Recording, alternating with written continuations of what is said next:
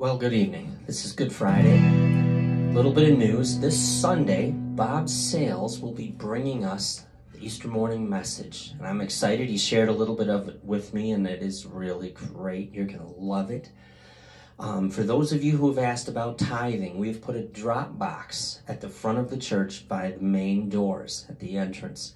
You can put it in there. You can mail it, 51 Alderbrook Road, Newport, Vermont, or you can pay it now via a website. And if you need a link, let us know. We'll share that with you, and you can pay it with a credit card.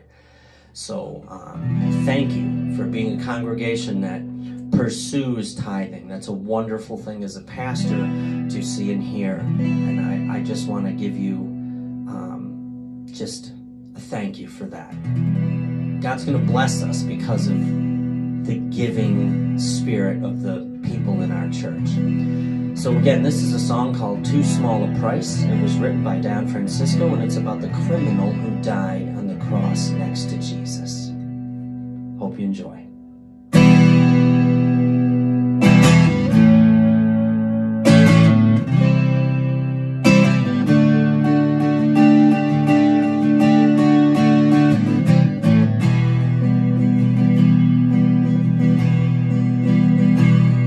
I awoke to hear the jailer turn the key and push the door. Get out of there, he shouted, but I stayed there on the floor. Frozen in the terror, they rose and filled my brain, for I knew what they intended, but I could not face the pain. Then the soldiers came into the cell and they dragged me to the yard. They threw me down before a cross and they brought the whip down hard. Carry it, they shouted as I struggled to my feet, and I put my shoulder under and dragged it to the street. I stumbled through a wall of screams as they drove me towards the gate. Seems that thousands lined the streets and their voices filled with hate. Like a wolf pack in the night and oozing for the kill, they closed the gap and followed us as we started up the hill. And it seems I barely reached the top when they grabbed me from behind. They threw the cross down under me and tied the ropes that bind. With my arms close to the beams, they nailed my feet and hands, and they raised the cross up in the air and dropped it in its stand.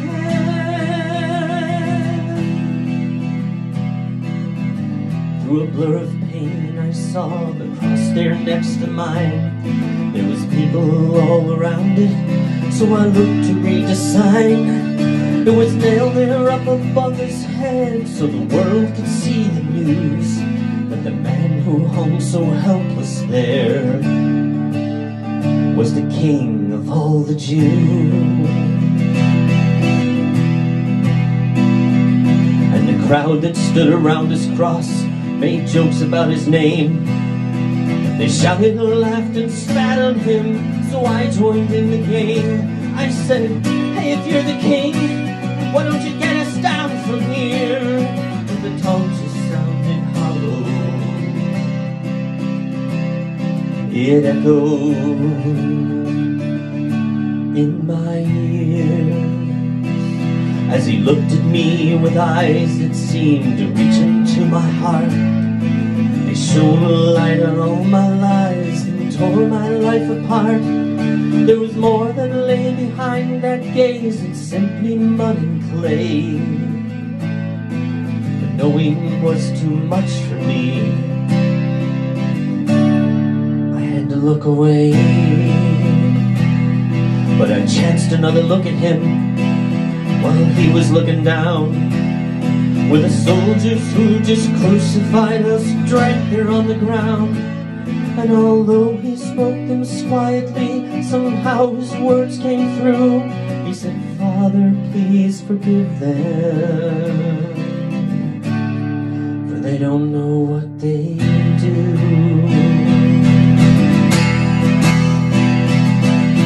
They heard him speaking, the crowd began to roar, with the frenzy by the priest who urged them on to more.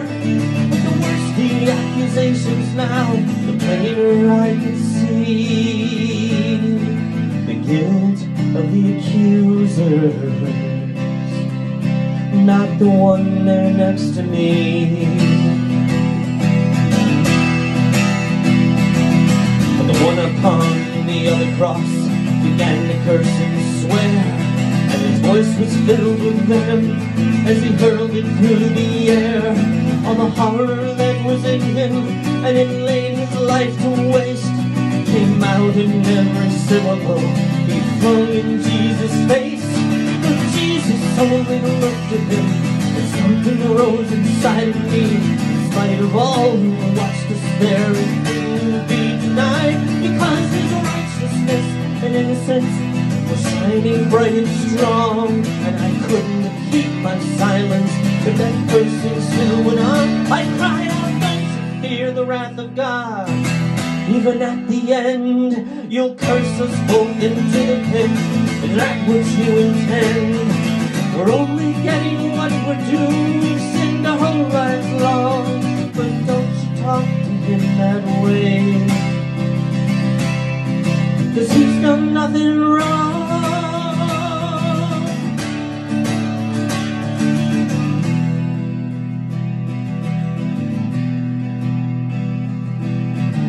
Then with all my courage, in a voice not quite my own, I asked him, Lord, remember me when you're coming to your throne. He answered me, and even then his love was undisguised. He said, before the sun has set today,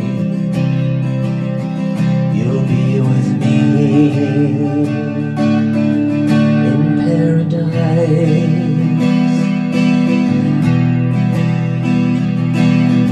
The shouts and curses did not stop, even when the sunlight ceased. But somehow in the midst of it, my soul had been released. And though the agony continued, it was still too small a price to be allowed to hear those words and to die beside the Christ.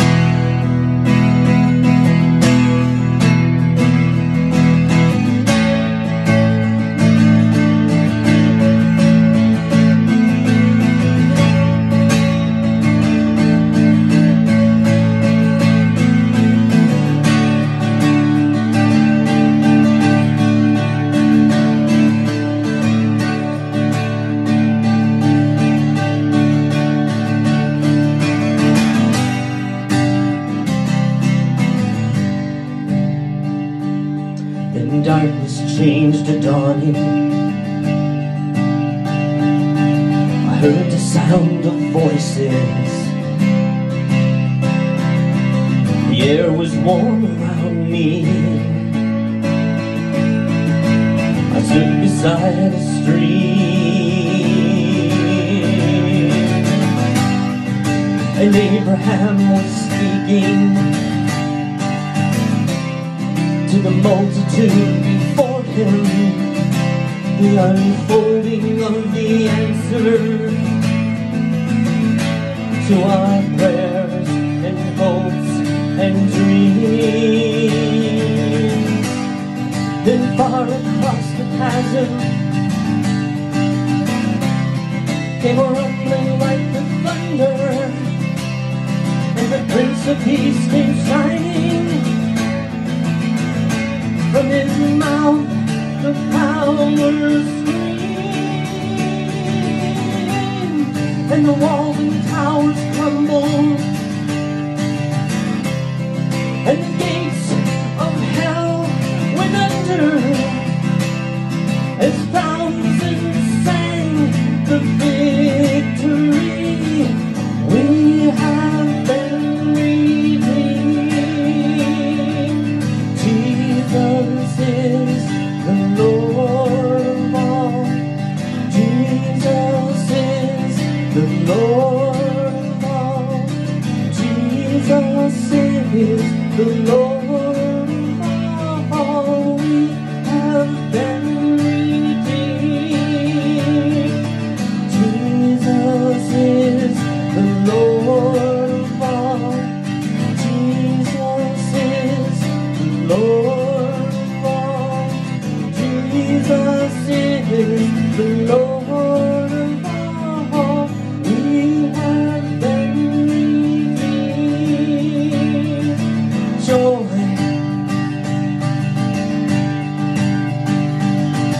joy, joy, joy.